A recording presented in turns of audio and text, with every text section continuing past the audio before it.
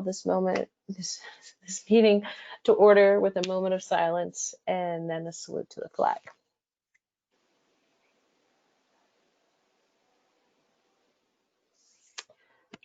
I pledge allegiance to the flag of the United States of America and to the republic for which it stands, one nation, under God, indivisible, with liberty and justice for all. Ms. Santiago, can you call the roll, please? Certainly. Eleanor Barrett, Yes. Present. Andre Green, Here. Laura Patone, Present. Alana Krepshin, Here. Sarah Phillips,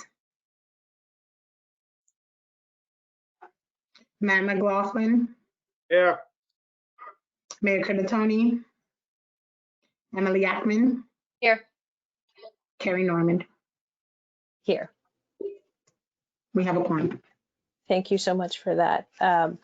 I also wanted to say welcome to everyone. I know it's been if you had a summer, it might feel odd and it's an odd start to the year, but to our families, our students, our educators, and our staff, thank you for making the best of what is an unbelievably complicated and sometimes confusing and frustrating state that the world is in right now. So I particularly as a parent, I want to really thank the educators. I can tell you the warmth and the confidence that educators have conveyed to students and families has been reassuring. So that is, as a parent and on behalf of the school committee, I just wanted to extend a huge thank you. And the first item is the report of the student representatives in the Santiago. I don't see Kat and Natalia. Were you able to, have you spoken with them yet tonight? Natalia's on the call. She is She is. under attendees, but she is Okay. on the call, and Kat should be joining us shortly. Okay. Well, you know that, should we wait for Kat? Do we know if she's coming soon? They are both on the call. Fantastic. All right. Well, you know what? There's nothing I love more than hearing from our students. And so I want to welcome back Natalia and Kat as our student representatives. And so item number 2 is a report of our student representatives. I would love to hear from you both. First, how are you doing? How was your summer, the start of the year from a student perspective? Welcome.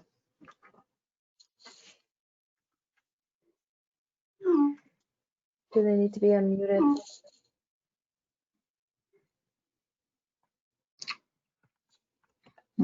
Natalia is self-muted. I'm not sure if she could hear us. Natalia, can you unmute yourself if you can hear us? Because you're unmuted on our hear me? Yes. Hello. Hi. It's so nice to hear your voice. Is Kat with us too?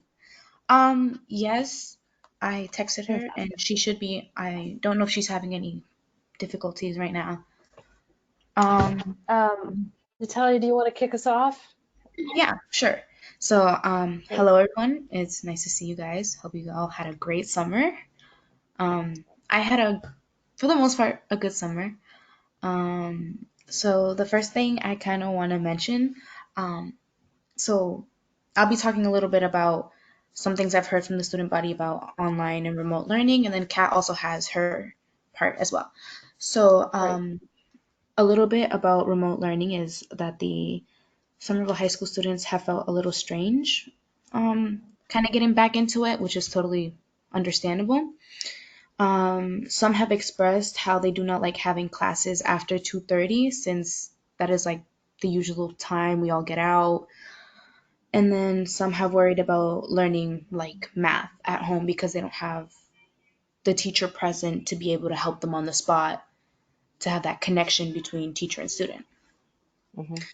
Also, some have asked me questions about Block 7 and how that's going to work, because sometimes it does go past that 2 o'clock mark where it starts going towards 3. I know some students have like mandatory classes and then some don't, so there's a little bit of students just don't like seeing that. At least Yep. that's what I've heard.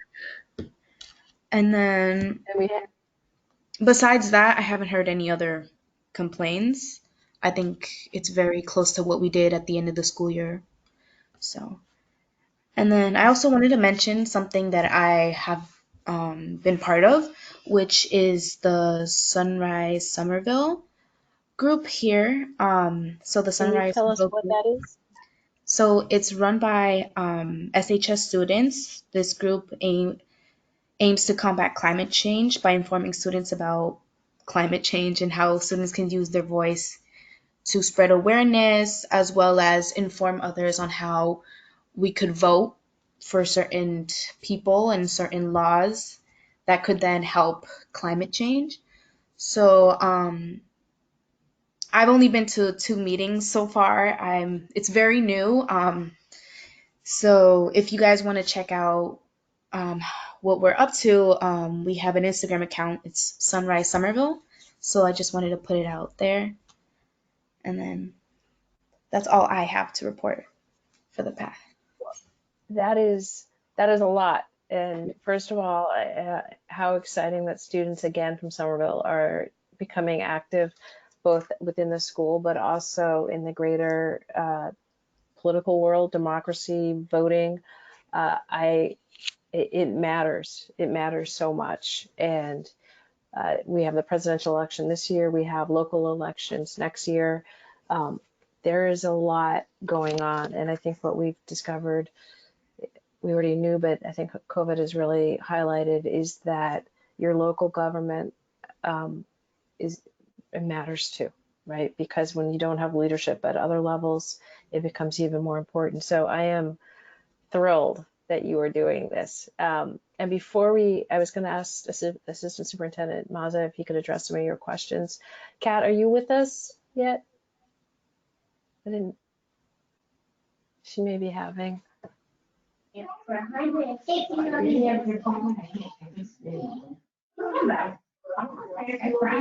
are you waiting for me to answer, or do you want Kat to speak first? I don't know if Kat's there. So, Mr. Maza, if you could. Can you hear us? She's unmuted and she's not muted herself.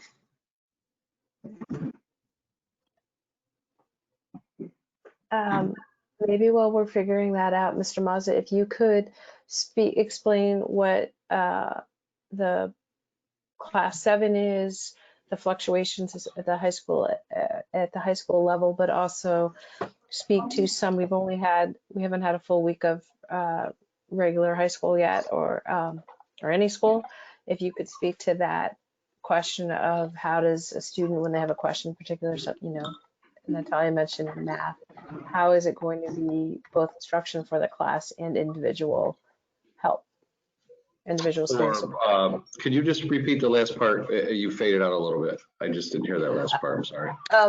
So there's the question of what Block 7 is and how that fluctuates, but also in terms of when we're teaching remotely, that if a teacher teaches a lesson, how then will there be either individual student support or small group work done, especially in something like math, where it really is, you need to be able to do some of it to be able to figure out what you know and what you don't know.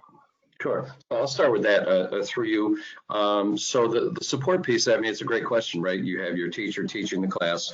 You need a little additional support. How do you make that happen? I think one of the pieces is we need to work with our counselors to create a schedule that works for you so you can get that support. Obviously, you can't get the same support when the teacher is teaching, a lesson.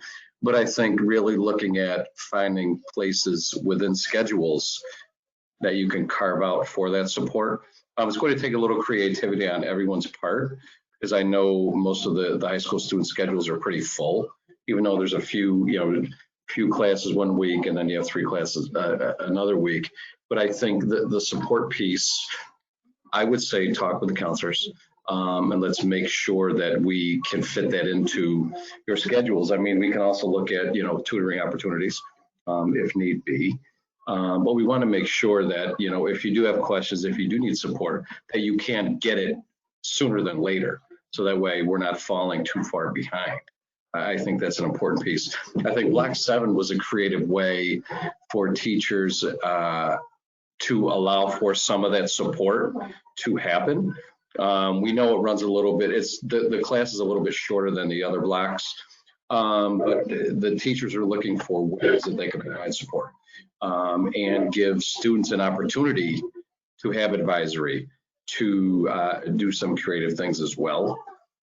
So, within Block 7, again, I think it comes down to, what students need at the end of the day. Okay. And I think, Natalia, correct me if you're wrong, I think part of the question was at the high school where classes are in 90-minute blocks. Right. Will there be time during those 90 minutes when we have a more typical week for some individual student work with the teacher, or maybe a teacher breaking into a smaller group, or if it's a class that's also supported by a para? How will those blocks of time be used?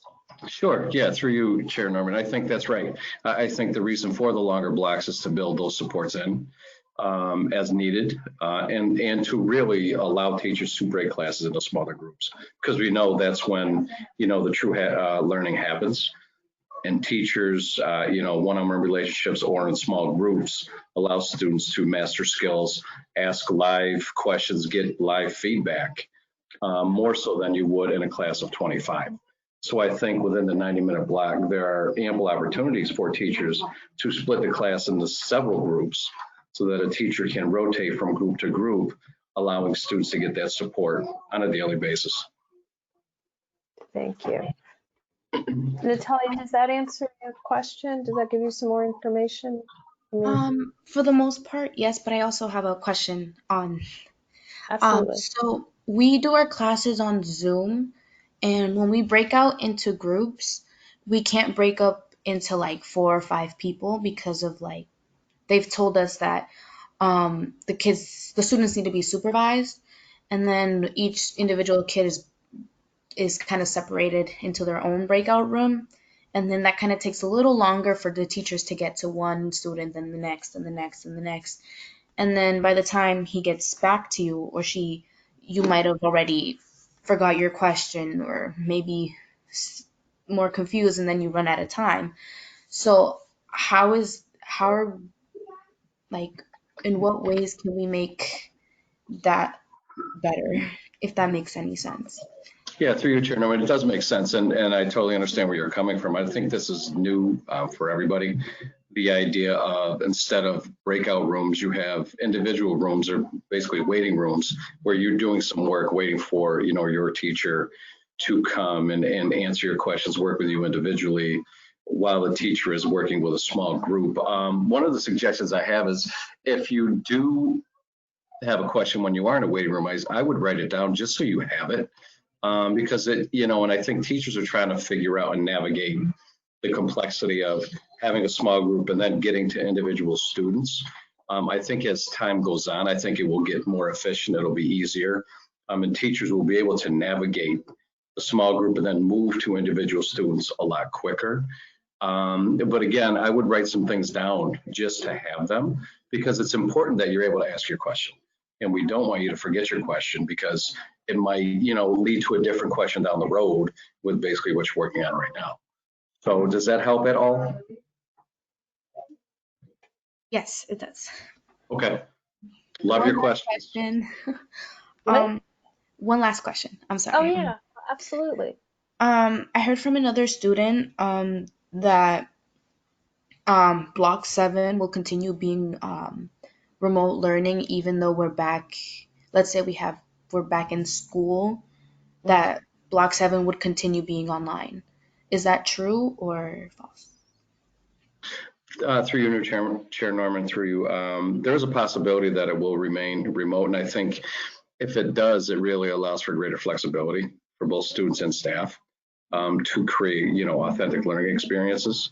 More so than everybody coming together in one space. You can actually be in your own space learning in a different capacity. So there is a possibility, yes. There's also, and Mr. Mazza, correct me if I'm wrong, so for those of you who are not familiar with the high school schedule, the high school will be doing 1 week A, which will have three classes, longer blocks, and a week B. And then there is block 7, which will meet 4 times for a shorter period of time in both weeks. The other part about it, Natalia, is getting back to this is a health concern. So because block 11 runs in both the A week and the B week, so if we wind up going back in different cohorts, it would cross over that, and I think some of the concern will be a mixing of students, trying to minimize it. And again, a lot of this we will know more when we know which students want to remain remote. There's a lot of logistical pieces to this, but you're right to question, why is this one class potentially still remote? Yeah, I mean, that's a really, really good question. And it affects a lot of students. So thank you for asking that. Chair Norman, you are spot on. Thank you. Kat, are you with us? And did you want to add anything or? Can you hear me this time? Yes, absolutely. You have the floor, my friend. It's so nice to hear your voice. It is nice to see you all as well. I'm grateful to have this opportunity to come back and check in because I don't think I'll be a student representative this year, unfortunately. But it's good to be able to check in with you guys about how the summer went for us SHS students and how we're taking the reopening. So thank you guys for having me. I apologize earlier. I was on the phone call and it wasn't working, but I'm here now. Welcome. Thank you. So I want to reinforce everything Natalia said. She hit the nail on the head with what she said. I think that what Mr. Mazza said really clarified to me what the remote 7 was, because I think I was personally confused about what the remote 7 was because I had never heard of Michael Rowley, Mr. Rowley, who is my counselor for that. So I was a little bit confused as well. But this clarifies it, that I think that I'm seeing that teachers do want to give a lot of area for support, which is amazing. I will give the general feedback that I've heard from students before we reopened the school and we were just doing online learning in the beginning of the quarantine. I think that a lot of kids were worried because they thought that online school was going to be distracting, or it was going to be difficult, with kids that have multiple siblings or just have a noisy environment. I think that was one of the biggest concerns, but giving all students access to Chromebooks really helped with that. There's no excuse not to show up, right? I think that we're all been a little bit forced to take control of our own education because no one's going to tell me to get off my phone if I have my camera off and I'm muted, and no one can tell if I'm just paying attention to the bird outside my window or if I'm actually listening to what the teachers are saying. So I think that a lot of us have had to take a lot of control over our own education and our own learning, which is not easy for any of us. But with the reopening, something I did see was there was a lot of confusion about the new classes, the new stuff, which is why I think it's a good idea that we had a whole week for orientation at the high school. I think that's helped people find the Zoom links and people understand their schedules and all of this and all of that. And I've been personally emailing Mr. Rishal nonstop to try to figure out what's going on. So I think that the support groups have definitely helped.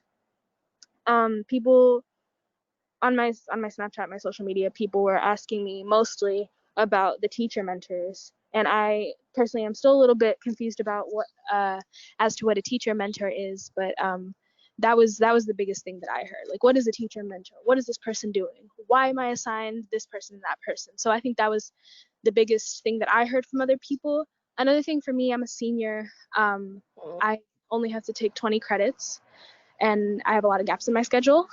I think people were confused about that and about remote 7 the thing that I saw with Remote 7 was not only is it going to continue to be this way after, if we go back to school, like physical campus, and also what time is it going to be? Because I have a class that's Remote 7, but it's from 8 to 9 instead of from 2 to 3. So those are the biggest things that I found. I've been mostly, emailing Rochelle to figure this out, but I think the one thing that I will ask to the committee is what can I tell the students when they ask me, what is a teacher mentor? Through you, Chair Norman. So when the high school staff was, planning, building schedules and planning for, this reopening, they were trying to figure out a way to have each student have an adult in the building that they could connect with on a daily basis, someone that they could go to really just have a conversation, knowing that high school students are extremely busy, but they wanted to provide at least one adult to have a communication, have a relationship with. And I think that is so important because with high school students' schedules being so busy and, after school schedules, there's never really time to make that connection with adults in high school. And I'll be honest with you, this is, one of the first times that I've heard about this kind of mentoring program in a high school. I've heard in elementary and middle schools, but at a high school, I think it takes on a whole different level of complexity, but it's necessary. And I think it's a little startling for students because you're not used to, you have a person that you specifically can go to that's not your guidance counselor, or an assistant principal, but it's someone really to form a relationship with and someone that will be there if you need to have a conversation. And we think it's important. Those relationships are crucial, especially now with, everything being remote. And we want to make sure that all students are comfortable, with the person that they have. And again, it will take work to build that relationship, but we think, students in high school really have the capacity to do that. And so does the staff. They were very excited about this. About building relationships with students. And I think it's going to be an incredible thing, but it will take time to get off of the ground. And let me just add to that. I mean, Kat and Natalia, you are so good at asking questions and knowing, and I applaud that, and not just for yourself, but on behalf of other students. The mentor, I think, is also, there are so many questions about the schedule and how do I do this? And this is new to everybody. Right? There was no pandemic education textbook handed out. So, I applaud all of our teachers, and this is about the high school, the mentors.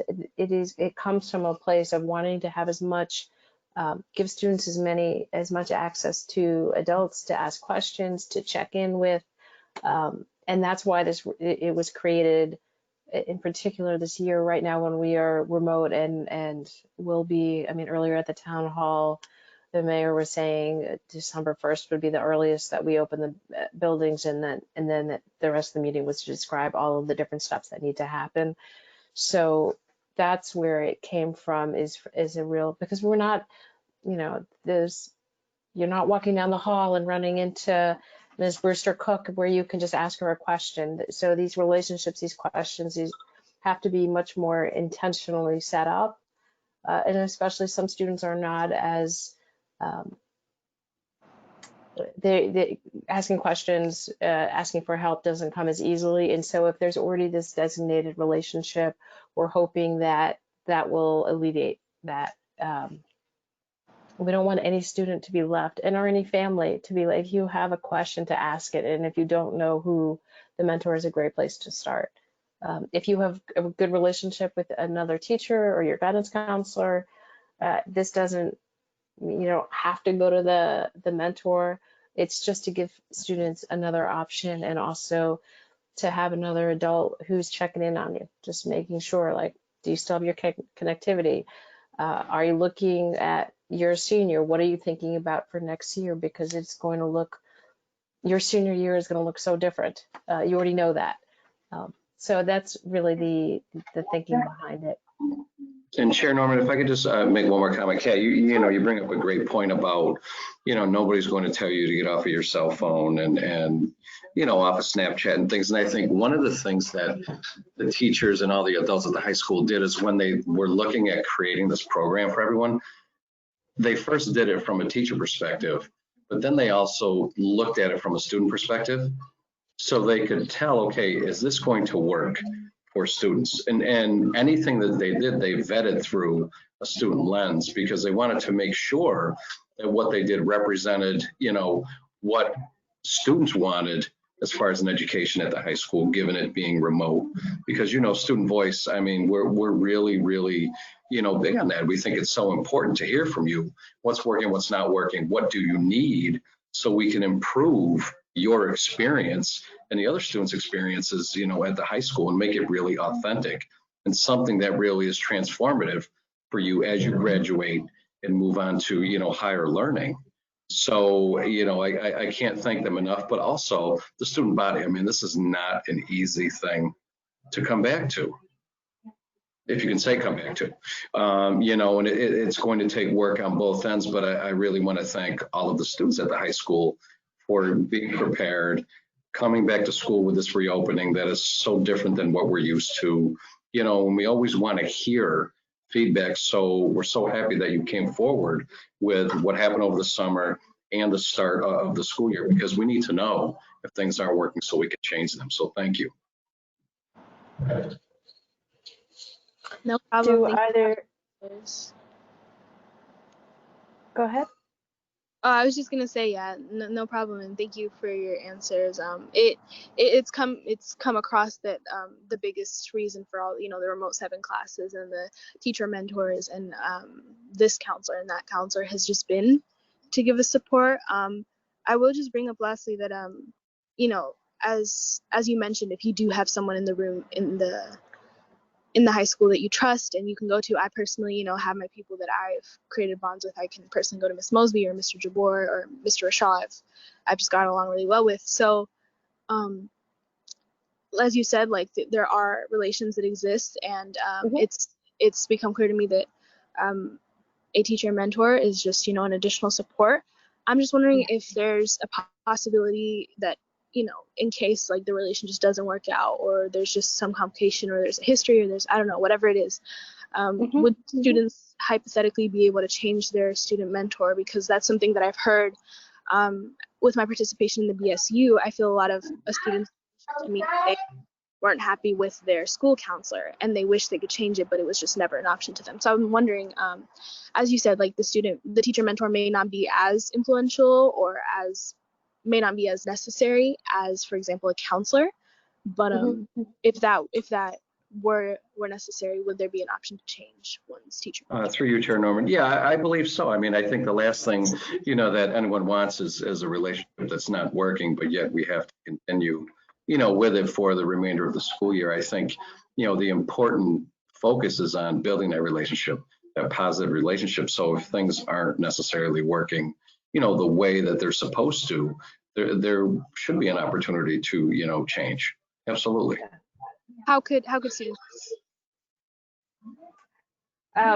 We are 2 days in, my friend, and Okay. so I love that you brought up the question, and so I don't think we considered it yet. I think can we get back to you at the next meeting and make sure, Superintendent Skipper, just to make sure that you heard the question was about what are these the mentors?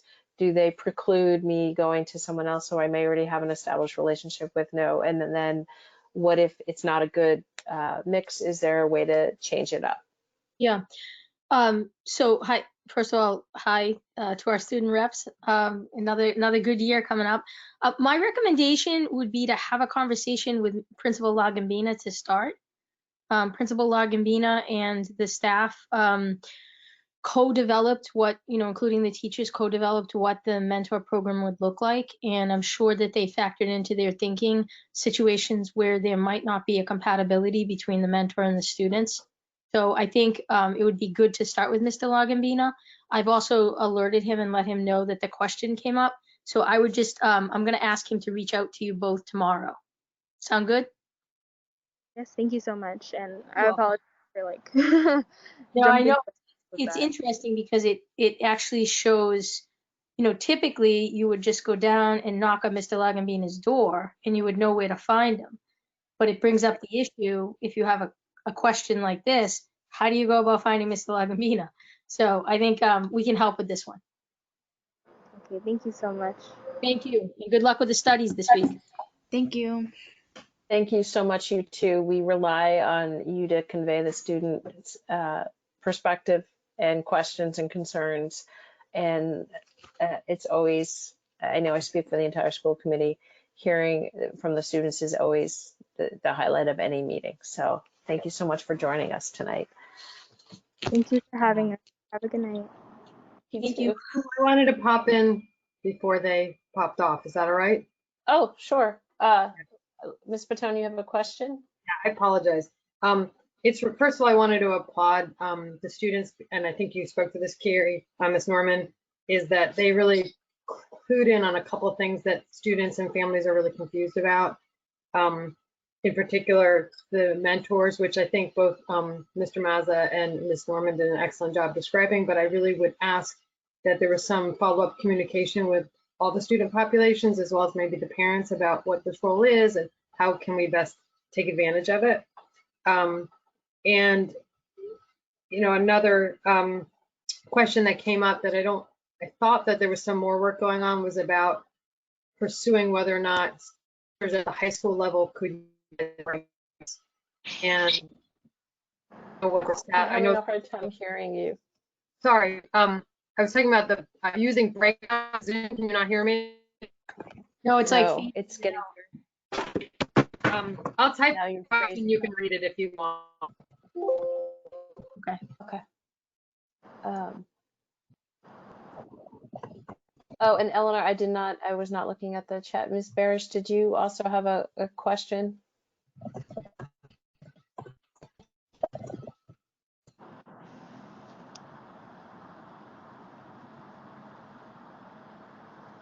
Okay, Laura. breakouts in Zoom for high school, wasn't there? Yes, I can take that. Superintendent, please. And can So, you is it say okay? the question for the audience? Yes. Yeah, Norman. So the question is about breakouts in Zoom for high school students. Wasn't there work being done to look into that? So we're looking into this with our legal team. Right now, breakouts are supervised. We're looking at the possibility at the high school level of having a permission that parents can sign off on or let us know if they have a concern for breakout rooms at the high school age students to be able to do breakout rooms without the teacher. And, you know, much like a classroom where students will be in small groups and the teacher will rotate through the small groups, they don't hear all the dialogue that goes on in the small group, but they're constantly popping in and out of it. Very similarly on Zoom, to have them be able to go in and out of the breakouts. So we are working actively with the high school team as well as with our legal team, and we hope to have an update on that in the next couple of weeks. Thank you. Ms. Barish, did you also have a question about the student report?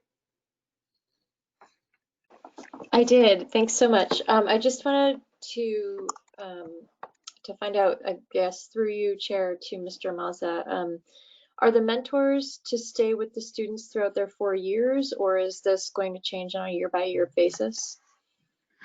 Through you, Chair Norman, I will check and get back to you on that because I'm not sure, but I want to give you an accurate answer. Okay. Thanks. You're welcome.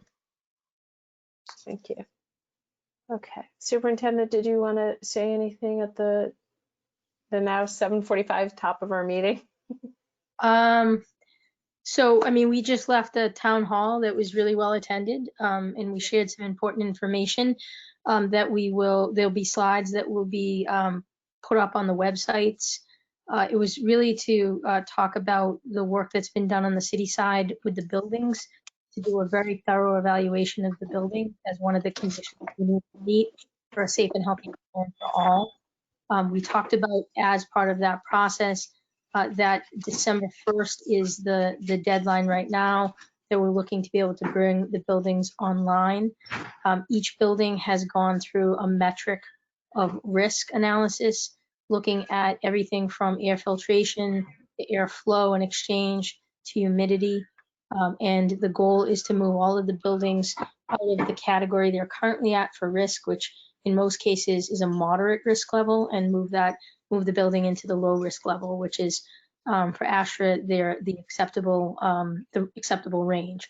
We also had an update from Health and Human Services and the city around COVID testing and some progress that's been made with a partnership with Broad relative to being able to have that operationalized for in-person return.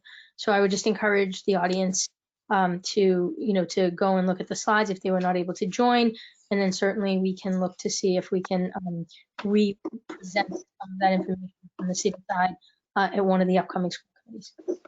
And will that slide deck be, it's on the city, will be on the city side, will it also be on the Somerville Public Schools website? I believe it'll likely be a link on our side to theirs. Right. Is my Thank you so much for that. You're welcome. Okay, and with that, we are going to go on to item number 3, which is public comment. Hi, Sam. I just realized I did not read the blurb at the beginning of the meeting, so I'm going to get all my official, I should have said at the top of the meeting, and my public comment all taken care of right now. Person of Governor Baker's March 12, 2020. Order suspending certain provisions of the open meeting law, GCL 30A S18, and the governor's March 15, 2020 order imposing strict limitations on the number of people that may gather in one place, as well as Mayor Curtitone's declaration of emergency dated March 15, 2020. Excuse me. This meeting of the Somerville School Committee will be conducted via remote participation. We will post an audio recording, audio-video recording, transcript, or other comprehensive record of these proceedings as soon as possible after the meeting on the City of Somerville website and local cable access government channels, SCAT. And then at the top of public comment, I also need to read this, so bear with me. At the start of each regular school committee meeting, individuals or groups of representatives will be invited to address the school committee. The length of this public comment would ordinarily be 20 minutes in length. I'm going to let we'll likely go over that, but I'm going to limit speakers to 2 minutes tonight. Speakers will be allowed 3 minutes to present the material. The presiding chair may permit extension of this time. Additionally, the chair may limit comments to 2 minutes based on the number of individuals signed up to speak, and a group of residents appearing at a meeting to express favor or opposition to a particular agenda item is encouraged to designate one member of the group as a spokesperson to be heard on the topic. Other members of the group may be heard if they feel they can contribute additional information regarding the topic. Improper conduct and remarks will not be allowed. Defamatory or abusive remarks are always out of order. If a person continues to disrupt the meeting after a clear warning, the chair has authority to order the person to leave, and authorities may be called per Massachusetts open meeting law. All remarks will be addressed through the chair of the meeting. And the school committee will not hear personal complaints of school personnel, nor against any member of the school community in public session. Individuals may address topics on the agenda or items within the school committee's scope of responsibility. Under most circumstances, administrative channels are the proper means for disposition of legitimate complaints involving staff members. And written comments may be presented to the school committee before and after the meeting for the school committee members' review and consideration. And the public is also encouraged to submit their comments in writing. You can send them to the central office. There, that's it. So, the speakers tonight, I'm going to read a list of 3 at a time so that you are ready. You will each get 2 minutes. When you are given the floor, if you can give your name and your home address, that would be helpful. So the first 3 speakers are Amy Marinville, Danielle Latanya, and then Annie March. Amy, you have the floor.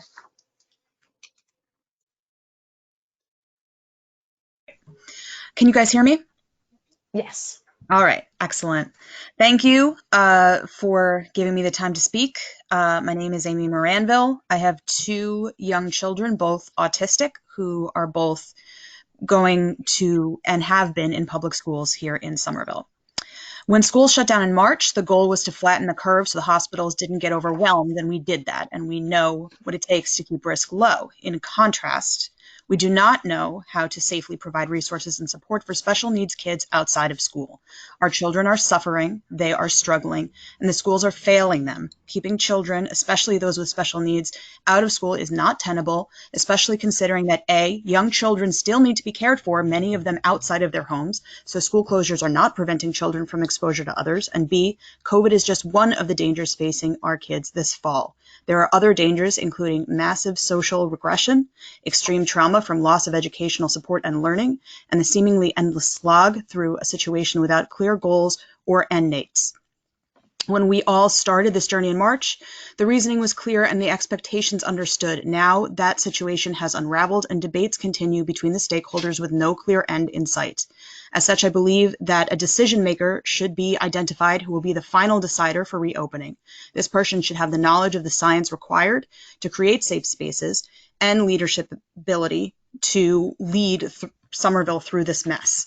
Right now, we have boards and committees and political leaders and no clear singular voice telling us what will need to be done. This czar should be someone for whom success is implicitly connected with school reopening, not a superintendent or a mayor, but a person who will be the liaison for all parties, someone who is a point person for collecting information and making final decisions. Somerville has a rat czar. Why do we not have a school czar? I request that we discuss why tents and other outside spaces aren't an option. I request that SPS acknowledge that the school district is failing to provide services for early special education. Virtual systems are not a substitute. There is no way to meet the necessary standards without in-person therapy and support. And I request that those priorities be readjusted to consider the definite and immediate harm being caused every day to the most vulnerable among us. Thank you. Next is Danielle, Latanya, and then Annie March, and then Allison Goodman. Danielle, you have the floor. Hi, my name's Danielle Lantine, 234 Summer. My kids are third grade and pre-K, both now withdrawn from Somerville Public Schools. I sit on international COVID committees discussing COVID transmission routes. Tonight, we heard to reopen schools. We are planning for a worst case theoretical, aerosol transmission events from young children. Note this worst case situation isn't supported in epidemiological data, but to plan for this theoretical, we need to do extensive mitigation measures, masking, social distancing, hand washing, surface disinfection, surveillance testing of K-12s, potting, extensive HVAC repairs. To be clear, I know of no other school anywhere in the world that is planning for this. This is unique worldwide. And as some of these measures take extensive time and resources, it is now clear remote in Somerville is long-term, with the first students potentially returning December 1st. Thus, I have 3 requests. 1, be transparent. Remote schooling is no longer only an emergency measure, but instead for many families could be for much or all of this school year. 2, understand there's knowledge from across the world, not just the US, on how to safely reopen schools. If Somerville is remote long-term in a low transmission setting, we are unique and we will be conducting an experiment on our students. 3, understand remote learning is less effective than in person and is intensely difficult for our at-risk populations, ELL, SPED. For these populations, long-term lack of services could have lifelong impacts in regression, dropout rates, learning and earning potential. To end, I don't give a Somerville rat's behind if SPS offers my children anything this academic year. However, as a community, we are morally and ethically obligated to provide services to our most at-risk populations. And it is a failure of political leadership if we fail to do this in a timely manner. Thank you for your time and for all your work. Thank you. The next up is Annie March, then Allison Goodman, and then Elizabeth Gaskell. Annie March, you have the floor.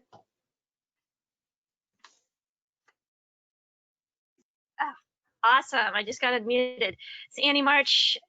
Address? Do we give addresses still? Yes, please.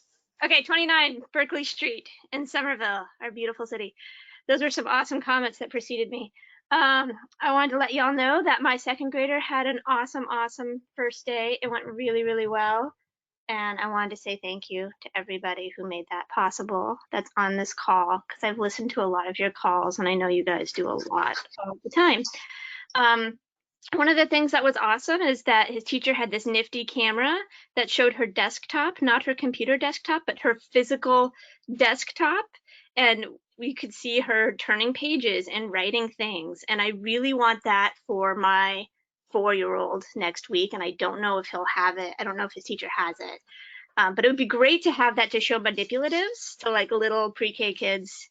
I think it would make a huge difference. There were problems with camera angles and things last spring.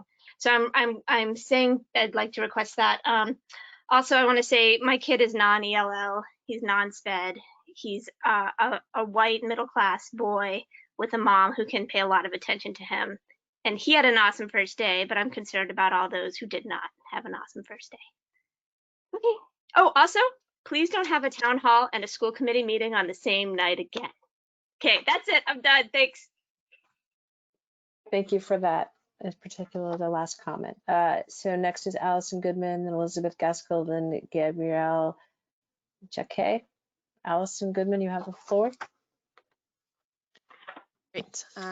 Hello, my name is Allison Goodman. I live at 15 Cutter Street, Unit 1 in East Somerville. I'm a mom to 2 kids, one in 2nd grade and one who is a 3.5-year-old, and she has significant special needs. She's in a self-contained classroom at the Capuano. She's been receiving early intervention and private therapy since she was 3 months old. Now it's been 6 months without real services. That's 15% of her entire life, and at an age where interventions are most critical. I'm feeling unsupported by the district. It's not enough to wait and see how virtual learning works in the fall for kids like mine. We know it doesn't work. It can't work despite the heroic efforts of her awesome teachers and therapists. It was understandable during the surge when COVID was in the community at an extraordinary rate, and we knew very little about it. Now we know a lot about transmission and risk and PPE, and community levels are really low. I just beg the district to talk to families like mine, show some urgency and creativity, involve the scientists. I know everyone is working hard, but it's truly not hyperbole to say that my daughter's future depends on you. Thank you. Thank you. Next is Elizabeth Gaskell, then Gabrielle Jacquet, and then Ronna McLaughlin. Elizabeth, you have the floor.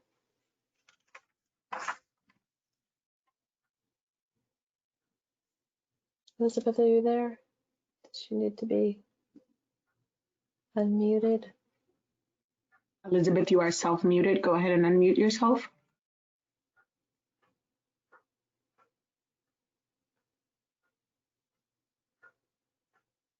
Elizabeth, are you there, and can you unmute yourself? Chair Norman, do you want to move on to? Yeah, let's move on to, and I will put Elizabeth, we will call on her again at the end of the, to give her another opportunity. So next is Gabrielle, and then Ronna, and then Elizabeth Pensky. So Gabrielle, you have the floor.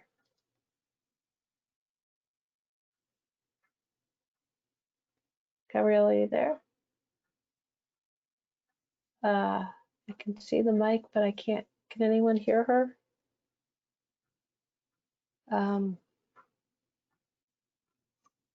Shoot, I wonder what's, Gabrielle, oh, we cannot hear you. Gabrielle, please try rejoining the meeting. We can move on to the next person and then try you when you're back. For some reason, we cannot hear you. And it may just be an audio issue on your computer. Thank you, Ms. Santiago. Ronna McLaughlin, are you there?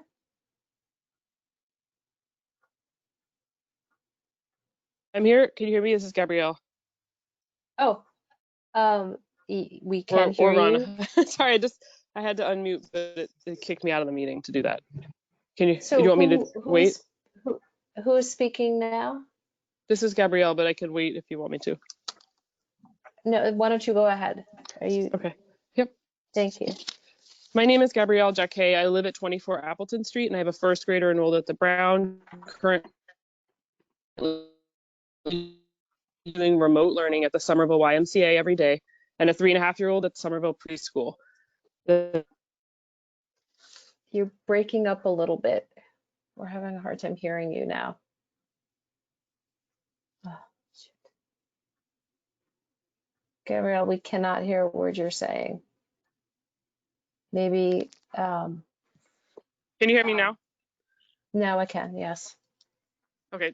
Do I need to start again, or did you hear any of it? We did not hear anything. I didn't, after YMCA, and you have another child at a daycare center, and then we did not hear anything Sorry after. about that. Okay. I am also an emergency physician at Boston Medical Center, a safety net hospital, and currently teaching in person at BU School of Medicine. We all acknowledge that school closures were necessary in March since we didn't understand what we were dealing with. And now, 6 months later, many of us have been back at work with our kids in organized group childcare settings. We now have information on what to do to prevent COVID, and we know that the disease isn't going away for a long time. Now it is time to stop and reassess the situation from a public health standpoint. At this point in time, I firmly believe school closures are doing more harm than good for our children. By keeping schools closed right now, we are not in fact reducing risk. We are instead pushing it out to groups that aren't unionized, such as remote learning centers, such as the YMCA where my daughter is, that often have 60 students in a room together with unknown HVAC and a teacher of unknown age and immunocompromised status. To quote someone from the town hall, we're rolling a different set of dice by doing this. Believe me, I would be happy to help facilitate remote schooling at my house if it were actually evidence-based and indicated. However, I really believe we're harming our most vulnerable for no evidence-based benefit to our teachers or any other group. On a macro level, as a public health practitioner and physician, I'm very distraught. At work, due to school closure, I've seen many exacerbations of mental illness and eating disorders, increased rates of child neglect and suicide. These numbers are delayed in being reported in the press, and so the data will not be available for a while. Watching my first grader on Zoom on Friday broke my heart because honestly, all that she and the other vulnerable kids at this age is all they need is social, emotional development, safety, and security, and that cannot be provided on Zoom, no matter how hard everyone is working.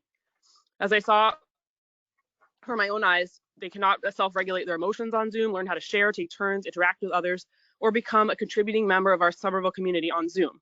For what gain are we doing this? The public school systems of most other towns are letting our most vulnerable students return in person. Private schools are as well. Time is brain, as we know. It's time to listen to the science and stop sacrificing the children of Somerville for no evidence-based reason. I ask that you please consider the public health toll we're taking. The physical and mental health of our most vulnerable children is truly at risk. And as I currently contemplate withdrawing my first grader from SPS, I ask that you give us an actual return date for each group of students so that we can expect return to in-person learning at some time this year. Thank you very much. Thank you. So next up is Ronna McLaughlin, then Elizabeth Pinsky, and then Lauren Hittner.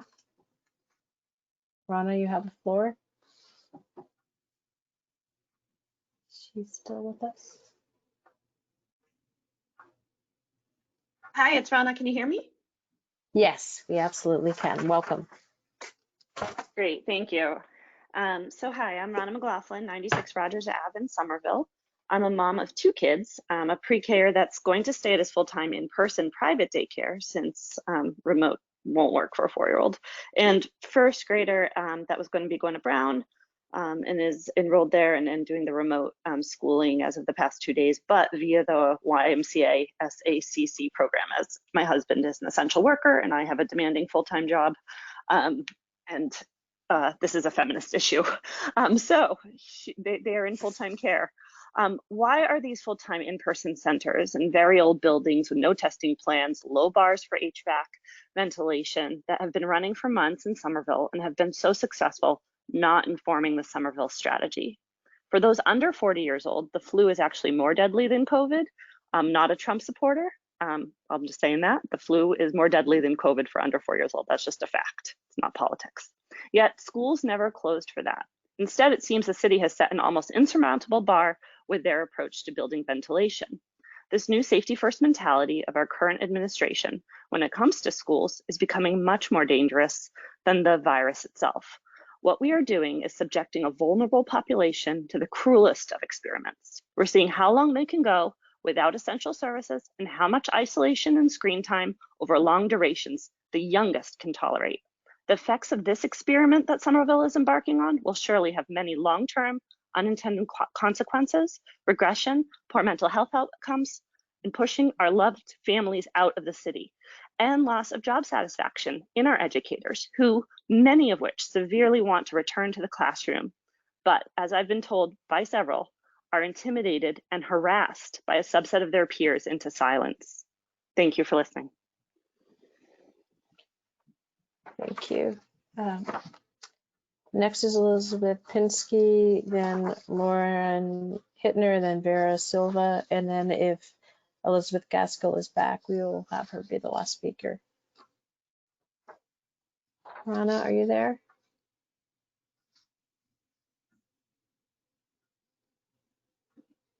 Elizabeth Pinsky is the next person. Oh, I'm sorry, Elizabeth. It has been a very long day. Thank you for that, Ms. Santiago. Elizabeth Pinsky, you now have the floor. Elizabeth, are you with us? I see her. There we go. Elizabeth? Can you hear me now? Yep. Yes, we can. You have me? Okay, great. Thank you. My name is Elizabeth Pinsky. I live at 27 William Street. I'm a pediatrician and a child psychiatrist at Mass General. I come at this problem from the angle of child mental health, development, and trauma. COVID is not the only threat to the health of Somerville's children. The mayor said tonight that he is not, quote, rolling the dice, unquote, with health in Somerville, and I agree. We are not rolling the dice. We are assuredly doing some children harm. We were already facing a child mental health crisis prior to the pandemic with escalating rates of self-harm and suicide. We know that isolation and loss of structure are leading to loneliness, anxiety, and depression. We also know that despite having the best teachers imaginable, the social and emotional needs of younger children simply cannot be met remotely. We know that for children with developmental disabilities, including children with autism, missing services has lifelong consequences, and we are planning to ask these children to wait 9 months to resume services if they live in Somerville, but not if they live in our neighboring cities and towns. That is damage that cannot be undone. I am frustrated by the lack of adequate public health and medical expertise in this planning process, and I understand that the mayor would like reopening to be exceptional in Somerville, and if there were data to support that plan, I would be in wholehearted agreement. But we cannot ask children with special needs, young children, and English learners to be patient without very good reason. These needs are urgent. We need a plan that is safe for teachers and staff and safe for our community. We do not need a plan that is better than Cambridge. We need more input from experts, infectious disease doctors, epidemiologists, and public health engineers, because they are telling us to get our most vulnerable children back. And I would beg the city, please involve these experts in the process. Thank you. Thank you. Okay. So it appears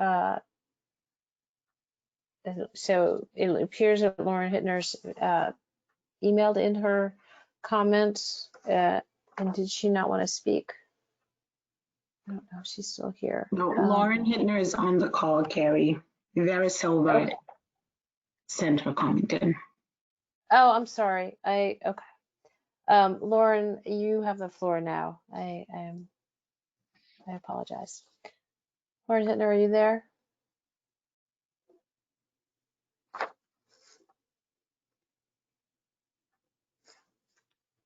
Lauren, are you self-muted?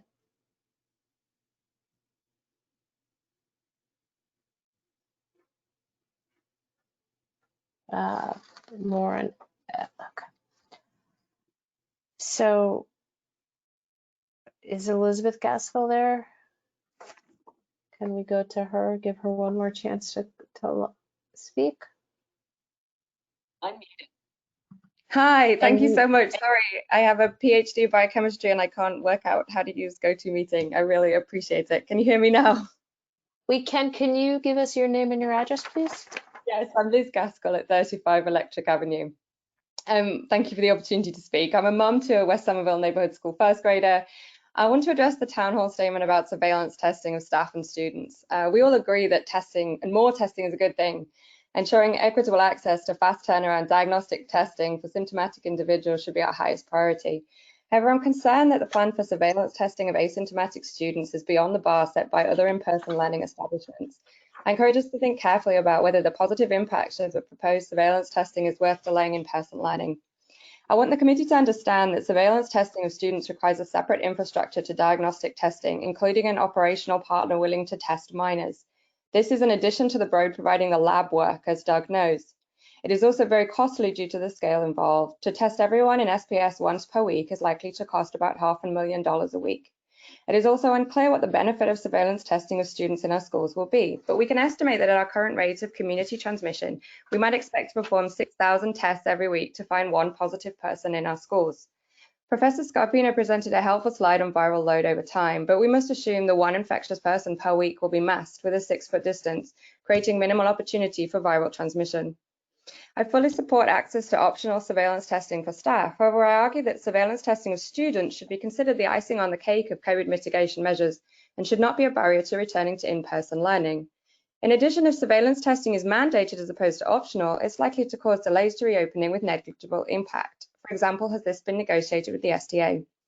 Most importantly, how does the mayor weigh up the merits of spending $500,000 a week on surveillance testing as opposed to providing for the immediate needs of students disproportionately negatively affected by remote learning now, such as special ed and ELL populations, and those families who are struggling financially? I suggest the district instead prioritize equitable access to fast turnaround diagnostic testing for symptomatic individuals and an optional surveillance program for staff. Should community transmission go up or the price and availability of testing come down, broader surveillance testing can be revisited. And thank you very much for staying awake this late and letting me speak. Thank you. So, Ms. Santiago, is there anyone? Is Elizabeth Pinsky here, and did she speak? She did. So we are now concluded. I'm sorry, it is a very Lauren Hittner is the last person on the call. Lauren,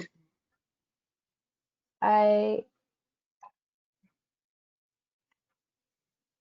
see her, but can you hear me? Lauren, yes, we can. Yay. Welcome. Sorry, that was my fault. My name is Lauren Hittner. I live at 7 Park Place. I have a 2nd grader in Argenziano and a 4-year-old attending in-person preschool. I'm a pediatrician in a district north of the city where about 30% of my patients come from an urban setting similar to our own in Somerville. I haven't actually been able to be in this forum before because I work late on Monday nights completing physicals and corresponding forms required for in-person return to school. From the delays at the height of the surge, that means I've been really busy trying to meet those commitments that we made to our population to ensure that they're healthy and ready to return to school, because all the districts in my region are returning in some form. I spent a lot of time asking kids how school is going, and they've started before us. It has been about a week, but the experience mirrors my own in the past 2 days in Somerville. The kids who've started off only remote due to their choice or because they haven't had in-person school days yet are disappointed. They've shed a lot of tears. Their parents report they've shed their own tears. Families do not think they're getting services equivalent to their own prior IEP standards.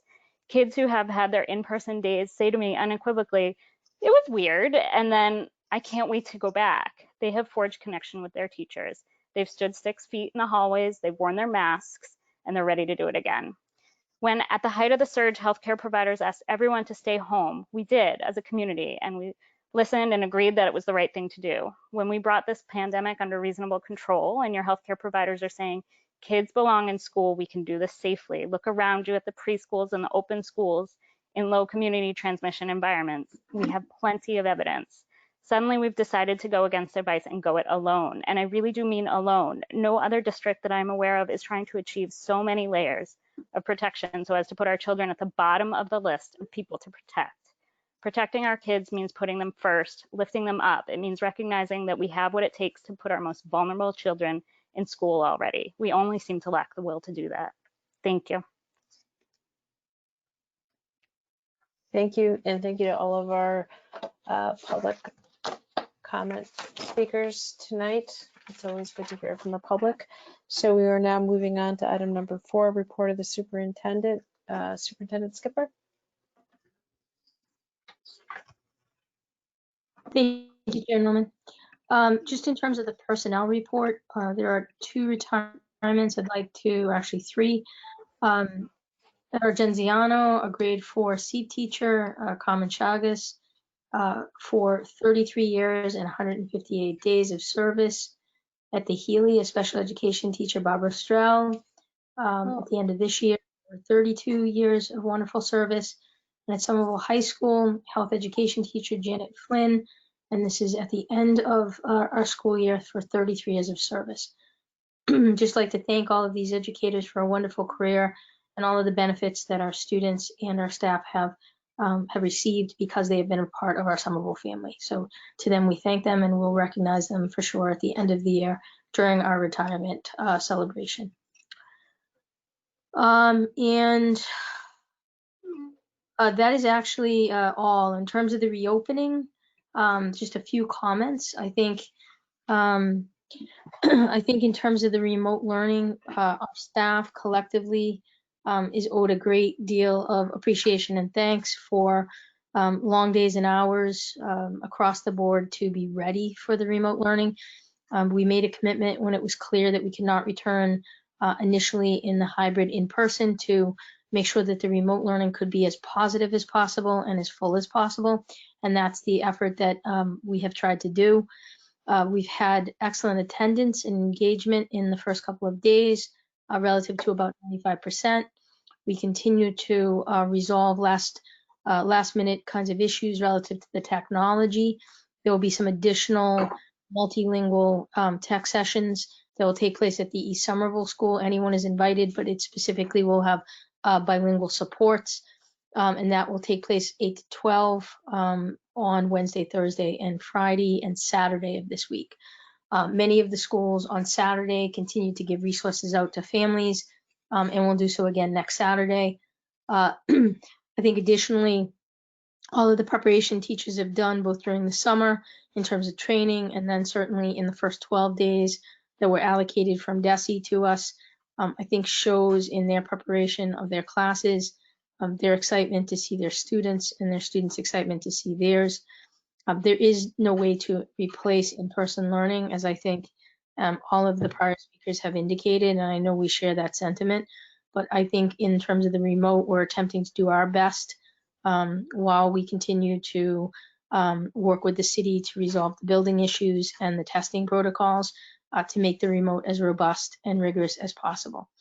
And just, just again, thank you to all of our staff for just exceptional work in these first couple of days to get everything launched. Thank you so much. Summer school presentation in the beginning of October. Just to remind that this was a modified summer school, obviously because of COVID, but we still had an extensive service menu for ELL learners, for our special education learners, and a reading program of a one-to-one reading using the digital tools. So with Ori Harrell and community school. So all of that data is being pulled together and will be presented at the next school committee in October, which I believe is the first week of October, I believe. I should know it. It is actually Monday the 5th. Yes. Yes. And then the following week is Indigenous People Weekend. Okay. Thank you. We look forward to that, and especially since it was an unusual summer. And does that conclude the superintendent's report? It does today, yes. Thank you so much for that. Moving on to item number 5, report of subcommittees, the school committee meeting for rules management. Dr. Ackman, actually, you have 2 reports. I don't know if you want to go through them both and then make a motion, or however you want to handle it. I think technically I have 2 meetings to report out on. I'm not sure that I have both of those reports. So let me find, I apologize. Let me find the report that I do have, bring that up. And is it in, oh, it's not in the handouts. Okay. So the rules subcommittee report I do have is for September 16th, 2020. called to order at 4:23 p.m. with myself and Ms. Barish. Dr. Phillips arrived at 4:26. In attendance was Ms. Krepshin, Superintendent Skipper, and the Superintendent Fellow Iwasaki. In the audience was the Vice President of the STA, Megan Brady. We reviewed an amended version of policy EBC supplemental that was first discussed in the meeting on September 11th with additional language that was added by the superintendent and Mr. Iwasaki. The body decided to pull out the language around the attendance policy, which is a temporary addendum, and it was passed out of subcommittee as a standalone policy, which is JE, a temporary addendum, which will be addressed tonight. After further discussion, the body passed policy EBC supplemental out of subcommittee as it was originally proposed, with the additional statement of the superintendent will bring any substantial changes of policy to vote for the school committee, while minor alterations to policy as warranted do not need to be brought to the school committee. All motions were put forward by Ms. Barish and then seconded by Dr. Phillips. Each was passed unanimously. The meeting adjourned at 5:17 p.m. I can also offer a brief synopsis of the meeting which was before that. I'm trying to, or we can vote that out and I can have minutes the following in our next. Why don't we do that? Why don't we take a vote on the report that you just provided? You can make a motion to accept and then we'll take a vote on that. And okay. I move to accept the minutes. Seconded by Eleanor. Thanks. Thank you so much. So there's a motion by Dr. Ackman, seconded by Eleanor Barish. Can I get is there any discussion or questions on that report? Can I get a roll call vote, please? Certainly, Dr. Phillips, Yes. Ms. Krepshin, Yes. President McLaughlin, Yes. Mr. Green, Yes. Mayor Curtatone, Ms. Barish, Yes. Ms. Patone, Yes. Dr. Ackman, Yes. and Ms. Norman. Yes. Motion carries. Thank you. Dr. Ackman, would you like to we can put the report for the next one onto the next school committee agenda? Would that be, let's do that. Thank you so much. So then moving on to unfinished business, item number 6. I spoke with our attorney, Mike Long, who recommended that we hold off on the policy of JLCB, the immunization policy. He wanted to look further into it, and also that there was some more information from the town hall tonight too. So we would like to put that off for to the next meeting until I've gotten more feedback from Attorney Long. The next item is new business, and the first item is Somerville Public School Policy Manual, and there are 2 policies for their first reading. So what that means is these are policies that the Rules Subcommittee has already worked on, and this is the language they have voted out, which will now be considered by the full school committee. And I know they are lengthy policies, but I think for the first reading, it's important to have the public hear them. Can I get someone to volunteer to read the first one and then someone to read this second? Dr. Ackman, would you like to read? Sure, I'm happy to do either. I'm also happy to offer by means of explanation if there are any clarifying points. So as I just mentioned in my committee report, the JE attendance or temporary attendance addendum is intended to address attendance issues during the pandemic, and file EBC supplemental was voted out of committee with the intent of hopefully still making some changes to it. But the goal was to get in front of the full body as quickly as possible.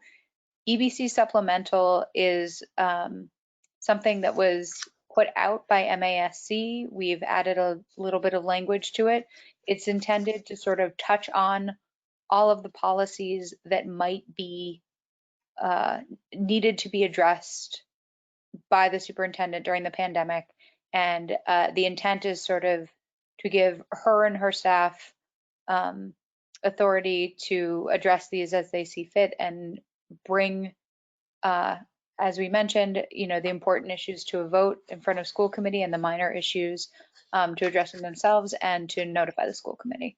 So that's broadly what it is for, just because it is a very long policy.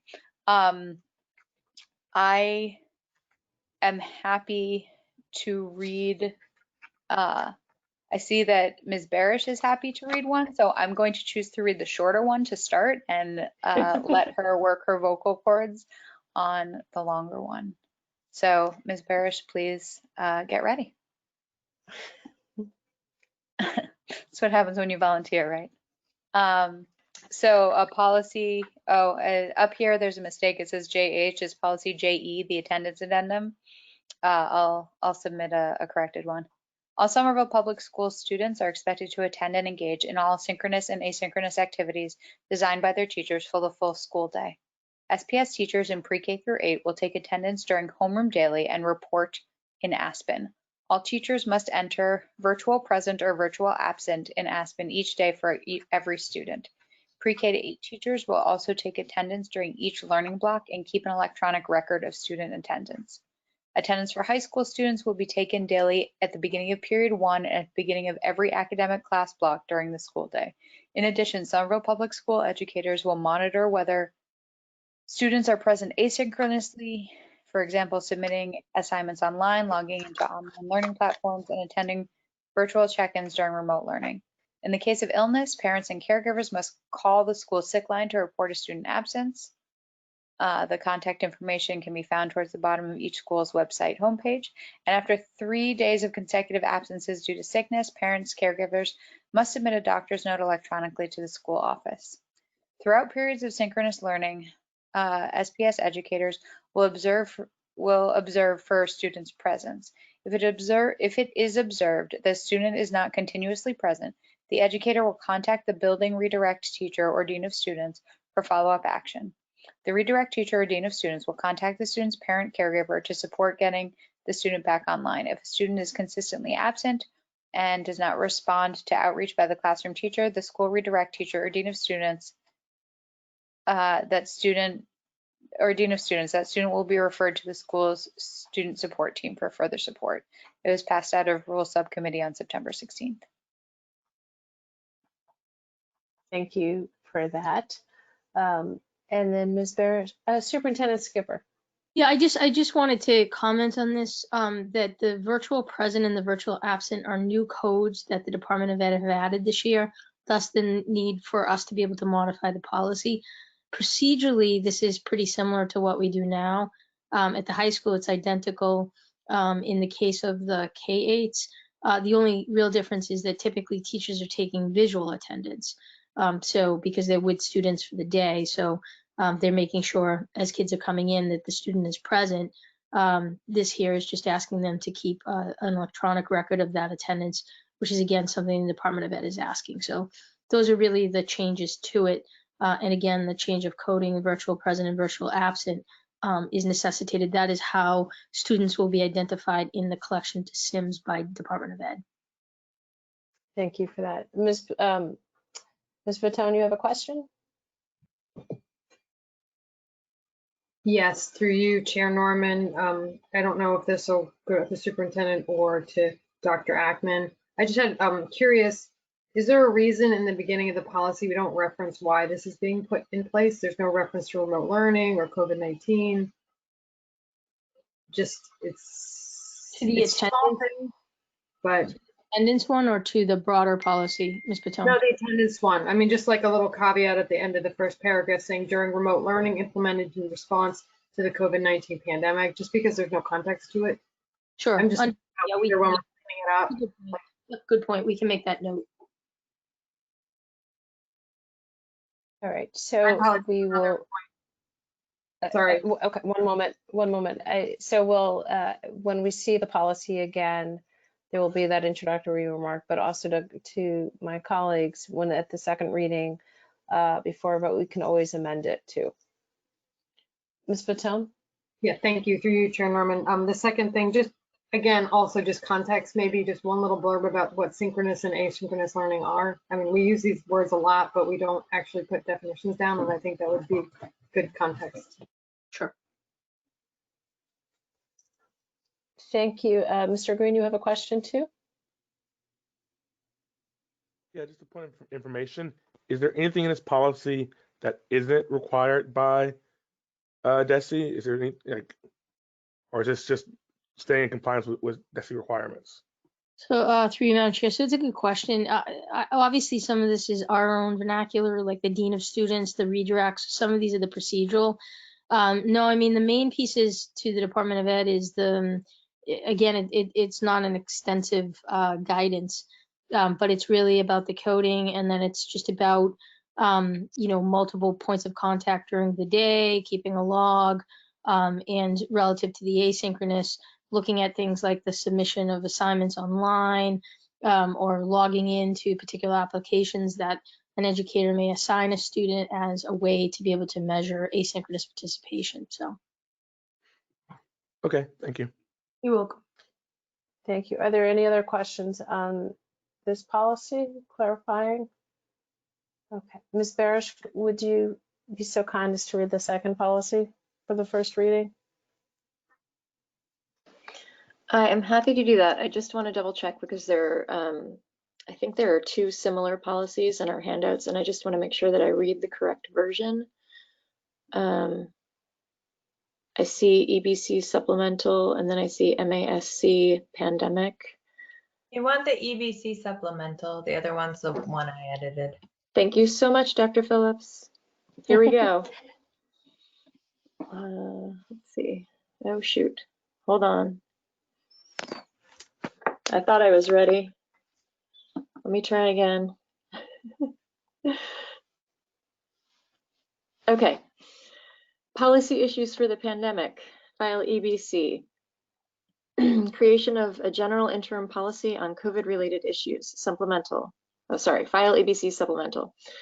The school committee takes note of the COVID-19 emergency, resulting disruption of the traditional school day and year, growing concerns of students, families, and the community, and the growing number of issues that will affect public education. Therefore, the school committee establishes an emergency interim policy to promote public safety and safety of students and faculty, maintain to the extent possible the high and efficient level of educational services, ensure support for students in general and in particular for those at highest risk educationally, as well as those at social and economic risk, and comply with the emergency orders of the governor and adhere to the extent possible to the guidance of the Department of Elementary and Secondary Education and other agencies of state and federal government, and expedite the safest strategy for returning students to school. The school committee will approve the final plan submitted to DESE, which will outline its strategy for returning students to school and will, in collaboration with the superintendent, make such modifications to the back-to-school plan and district policy, and will authorize the superintendent to suspend, revise, or create protocols to facilitate the safe return to school. The superintendent will designate the appropriate staff members to oversee the safe administration of COVID-related policies during the period of the pandemic emergency, and shall make such recommendations to the school committee as needed. The school committee will authorize the superintendent to act expeditiously in executing the back-to-school plan in accordance with current law and regulation, and will, where noted, authorize the superintendent to suspend, revise, or recommend policies, rules, and protocols as needed to serve the best interests and safety of students, their families, and the community. The superintendent will bring any substantial change of policy to vote for the school committee, while minor alterations to policy as warranted do not need to be brought to the school committee. The back-to-school plan shall constitute the policy of the school district during the pandemic emergency, and the superintendent shall exercise the authority provided in law to carry out the plan as needed. General district goals affected by the pandemic. The superintendent, with the advice and consent of the school committee, may suspend or modify individual district policies to address the COVID-19 emergency as declared by the governor. Such suspension of policy shall expire upon the end of the emergency as declared by the governor. The goal of of emergency pandemic policies shall be to ensure the safety and health of students, faculty, staff, and all persons who may come in contact with them. Provide the most effective educational services as possible to students under the circumstances. Authorize changes to operating protocols as needed to open and operate schools effectively from various venues or platforms. Conduct the district business and operational functions of the district as efficiently as possible. Allow the superintendent and staff to act quickly to carry out a back-to-school plan and facilitate the reestablishment of a safe and productive school day and year. Student assignment to schools, file JCA. Subject to the guidance from the Department of Elementary and Secondary Education, the superintendent may suspend or revise the assignment of students to schools, including the assignment of new students for such a period as the emergency declaration is in force. School calendar, file IC/ICA. Subject to the guidance from the Department of Elementary and Secondary Education and the provisions of collective bargaining agreements, the superintendent may suspend or revise the school calendar with the approval of the school committee. Class size, file IIB. In order to maintain healthy, safe, and effective classrooms, the superintendent may suspend district policy on class size, subject to the provisions of the collective bargaining agreements where applicable. Attendance, file JH. Subject to operative law and regulations, suspend, modify, or adapt policies related to student attendance, including the link between and absences when appropriate, including the link between attendance and grades, chronic absence policies, and accommodations for students requiring special placements. Time on learning, file IC/ICA and ID. Subject to the guidance from the Department of Elementary and Secondary Education and the provisions of collective bargaining agreements, the superintendent may suspend or amend requirements for time on learning for the duration of the COVID pandemic.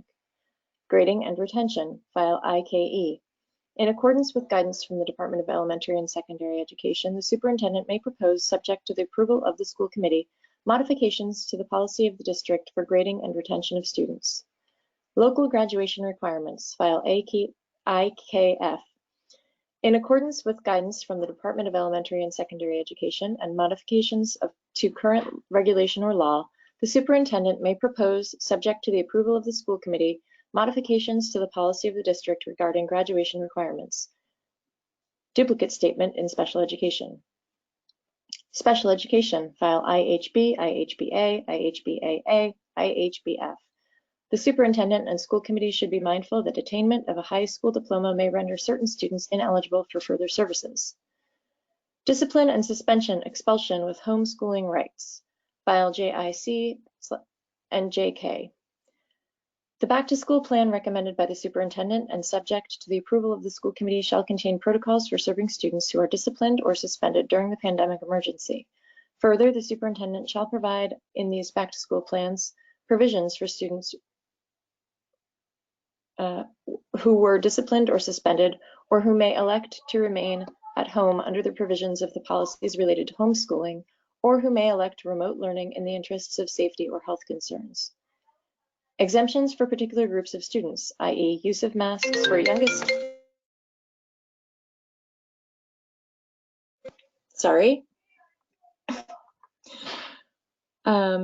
Use of masks for youngest children, high-risk students, file JL.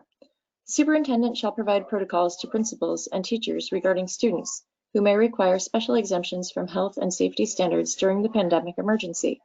Such protocols may address exemption for utilizing support animals. Job descriptions, file GCA.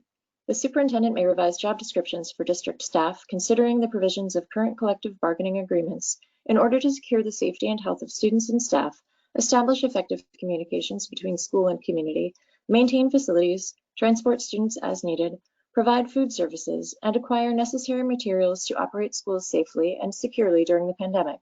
The superintendent will inform the school committee of any such changes. Any changes to job descriptions shall expire at the end of the declared emergency situation. Students at risk, JIE, JL, JLC, JLCC. During the COVID pandemic, the superintendent or principal of a school may revise or suspend provisions of policy to facilitate the education of students at risk or with special physical needs or their family caregivers, including, but not limited to, caring for or educating students with disabilities, illness, pregnancy, child rearing responsibilities, or special education needs consistent with law and regulation. Privacy of students, file JRA. During the pandemic, the rights to privacy held by students and their families shall not be abridged by the public schools. Such rights extend to the confidentiality of student academic records, health data, economic status, and other such information as may be considered confidential by law. Massachusetts law prohibits the recording of individuals without their permission. Similarly, students may not be recorded in classrooms by audio, visual, or remote means without the permission of parents or, if of age, by individual students. During periods of remote learning, the privacy of students participating in online classes shall not be violated by recording them without appropriate permissions. Pivoting back to remote learning or back to in-school instruction. The superintendent shall incorporate into the back-to-school plan protocols for modifying these plans, including addressing the needs of students who may require reversion from in-school to remote learning modalities because of the pandemic emergency. Homeschooling file IHBG, temporary. Homebound instruction file IHBF, e.g. students with physical disabilities, and remote instruction for students in quarantine. The back-to-school plan shall provide for students who are temporarily homebound due to illness, quarantine, or disability. Public safety officers, including the school resource officer, MOA with the local police. Subject to current law or regulation, the superintendent shall report to the school committee of any change in status of the school resource officer. If the district eliminates visitors to school during the school day, the SRO may be impacted. Eligibility for participation in extracurricular activities, including sports, file JJ.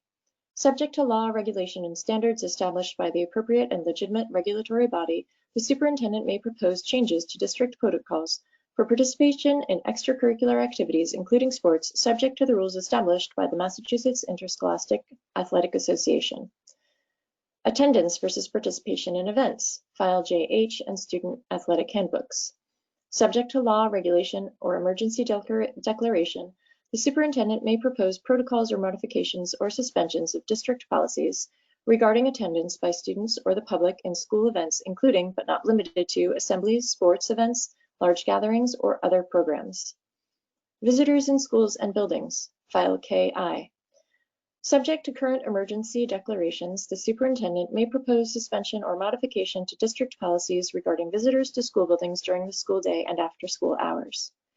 Illness and contact tracing, file JLCC. Subject to the provisions of the back-to-school plan, the superintendent may establish protocols for tracking student contacts as a means of locating others from whom students may contract or expose other persons to the COVID-19. Such protocols will be consistent with law and regulation and be consistent with standards to protect the privacy of students, their families, and other persons. Transportation and busing, file EEA, EEAA, EEAEC, EEAG. Subject to current law and regulation, the superintendent may suspend or modify policies related to the transportation of students by the school district. Legal requirements relating to IEPs that contain transportation for students shall not be altered without the appropriate family consent. These modifications shall be consistent with the district back-to-school plan. Operations and plant maintenance, file EC, ECA. Subject to the provisions of law, regulation, and collective bargaining agreements, the superintendent may suspend or amend current policy to ensure the efficient operation of business functions and maintenance of school buildings and other such offices as the district maintains.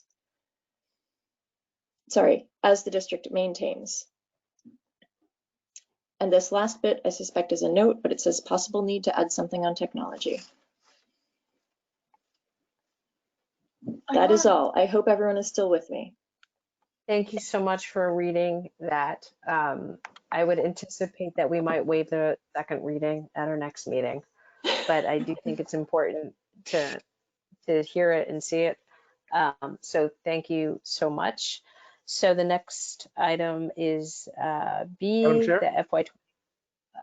Yes, I'm sorry.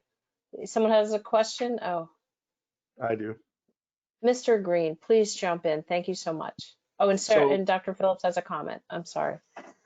First, I want to commend Ms. Barish on her excellent reading and speaking voice. She should have considered a career in radio. But I do have a question. Sometimes in those, subsections, the grant is to the superintendent, and other times it's the superintendent with the consent of the school committee.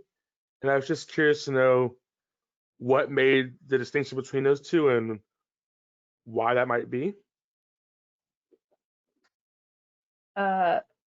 Ackman, as chair of rules, do you want to speak to the origin of this? Sure. So, and this actually I think feeds in well to Dr. Phillips' hopefully imminent comment, is our goal was to get this in front of school committee as quickly as possible. We did not think the language in this was perfect. This is almost verbatim the language that came to us from the MASC sample policy, and we passed it out of subcommittee so that we could have a first reading.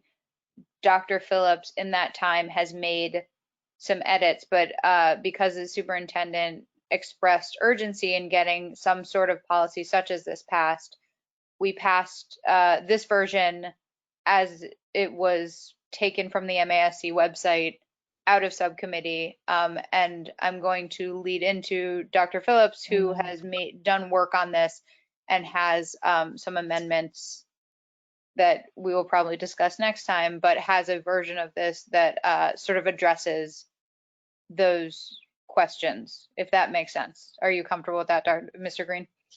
That makes sense. I'd love to hear Dr. Phillips' pseudo amendments. Through you, Madam Chair, thank you for that lead in, Mr. Green and Dr. Ackman. Just kind of as background, as Dr. Ackman said, you know, we wanted to get this policy before everybody so that we could make changes, not let perfect be the enemy of good, and make changes together as a group. As background, you know, like for my work, I spent a lot of time doing statistics, and we're always interrogating our measures and trying to figure out what's the signal and what's the noise. And in the policy as written by MASC, my read is that there is some very important signal and a lot of noise. And so the revisions that I did in the version that's titled MASC Pandemic with SP Edit at the end is trying to get rid of the noise. And the noise that I saw was, it seems like there's a lot of guidance in the MASC policy, so I tried to strip that out. There's a lot of confusion in terms of kind of the things that Mr. Green was pointing out. Sometimes it requires the advice and consent of the school committee, sometimes it doesn't. Sometimes it requires that the superintendent pay attention to regulations, sometimes legislation, sometimes collective bargaining agreements. And it wasn't really clear what the change was. So in the version that I revised and that we added to the packet, it tries to strip out all the noise. I tried really hard not to edit the policy. Like, I think there's further changes we should make, but I tried to just cut out the guidance, streamline what the superintendent has to check. And so it's there for your review. I'm not quite sure what the next step is. So hopefully you can help me there, Chair or Dr. Ackman. Well, first of all, thank you for the subcommittee, the rules subcommittee, for doing this so efficiently, but also thank you, Dr. Phillips, for then taking the time to refine it and to clarify it. So what I would hope, if we could submit that for the next meeting, is that are there two versions? So there's the one that's straight up from MASC, and then there is your version. And so what I would like, maybe we entitle yours, so you know, Sarah, with edits, to have both of those policies in the packet for the next time, and we can decide to approve one or the other, or to work, you know, take one and amend that. And but I think it would be very helpful to see both of them, mostly in just what you were saying. How do you go through a document and pull out the noise versus the signals? And I think that is very helpful. I think MASC is trying to cover everything possible, and sometimes it's not always clear. So if we could have both of those versions to look at beforehand, and then at our next meeting, I think I would entertain a motion to well, let's look at that, whether we amend it or whether we just wholesale vote one down and then work on the other. So yes, Dr. Phillips, by all Just means, to jump in. clarify, they're both in the packet now, in case anyone didn't have a chance to look at both in advance of this meeting. I'm assuming since it's already in this week's packet, it'll be in the packet for the next meeting. Yes, Fine. you know what? Just flagging that it's there. It's the one MASD pandemic specific. Thank you so much for that clarification. I can say that that was lost on me, but that is very, very helpful. And so we've just had a reading. We haven't had any motion to go vote on either of them. So that gives us more flexibility. So thank you very much for that clarification. Does anyone else want to make a comment or have a question on this? Okay, so both of those will be up for the second reading at the May 5th school committee. We are now on to item C, donations, and I would be happy to entertain a motion. Oh, diplomas, excuse me. Wow. Item number B, FY20 scale and ADP diplomas. Can I get a motion on that? Yes.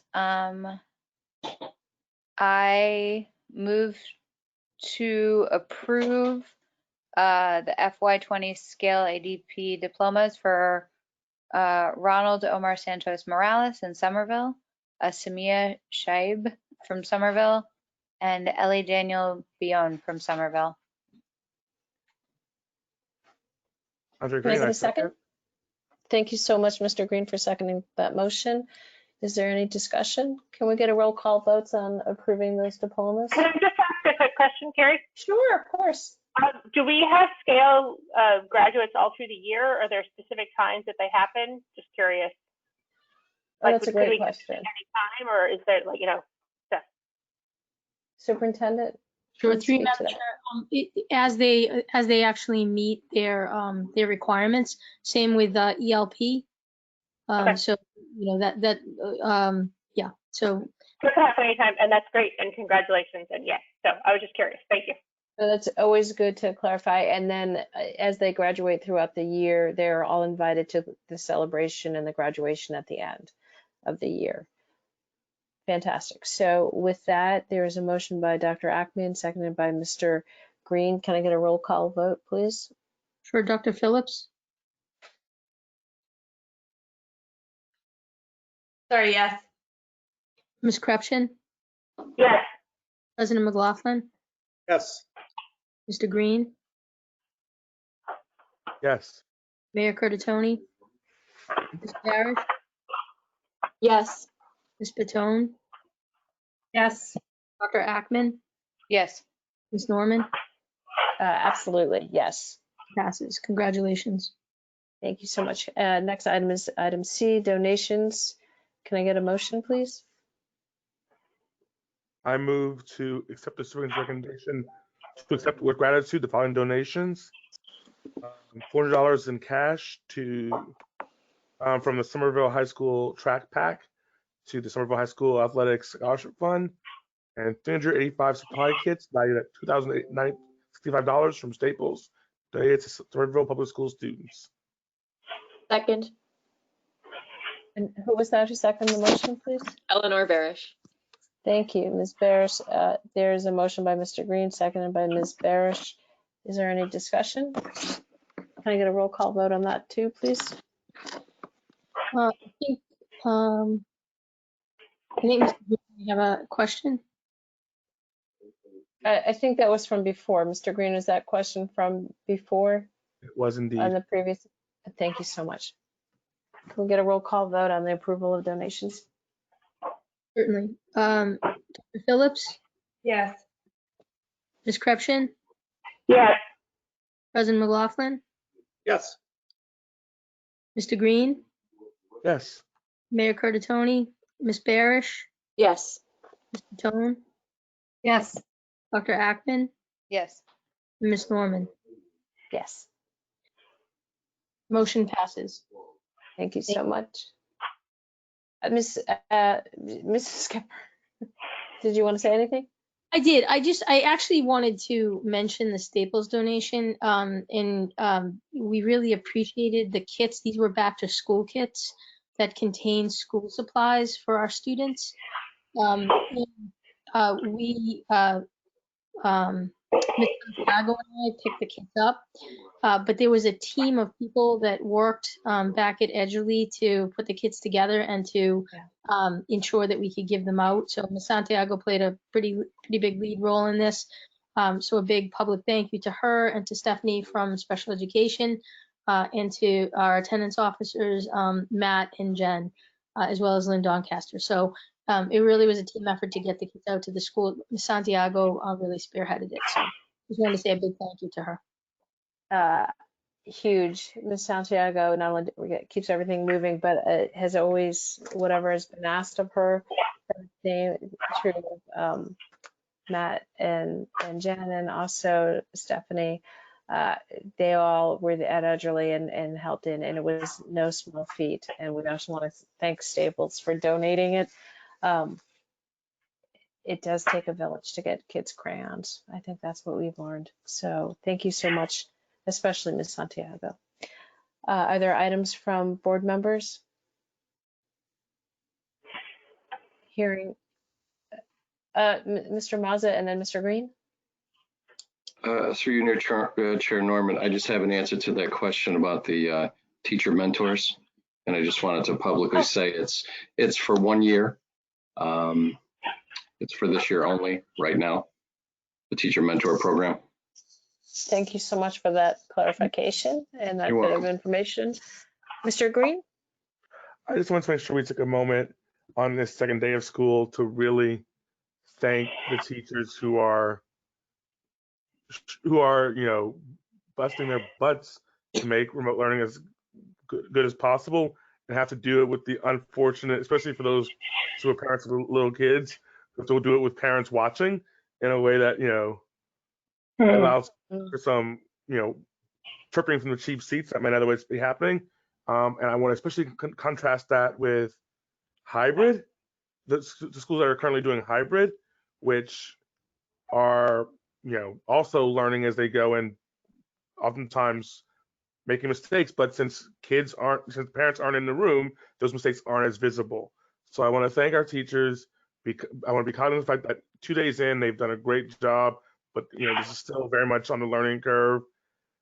And I want to encourage everyone to be patient as we figure out how to do this as well as possible, because even when we start a hybrid thing, the remote learning piece will be a huge part. 3 days of a student's education will still be remote. It's important that we take this time to learn how to do it right. Thank you for that. And I could not agree with you more. I have heard from a lot of parents, and it has been overwhelming, the amount of gratitude and the towards teachers, and said, this one went above and beyond, and here's what this one did. And it is incredible. I mean, I have a high schooler, so that's the world I'm in. That high school orientation on Thursday, it was to be able to make remote physics seem not only doable but exciting. It was really quite something, and I as a parent am very grateful, because it means a lot. These all of our educators are such important adults in our kids' lives, so thank you for that. Any other, Dr. Ackman, are there condolences? There are not. There are not. And with that, this meeting is adjourned. Thank you so much.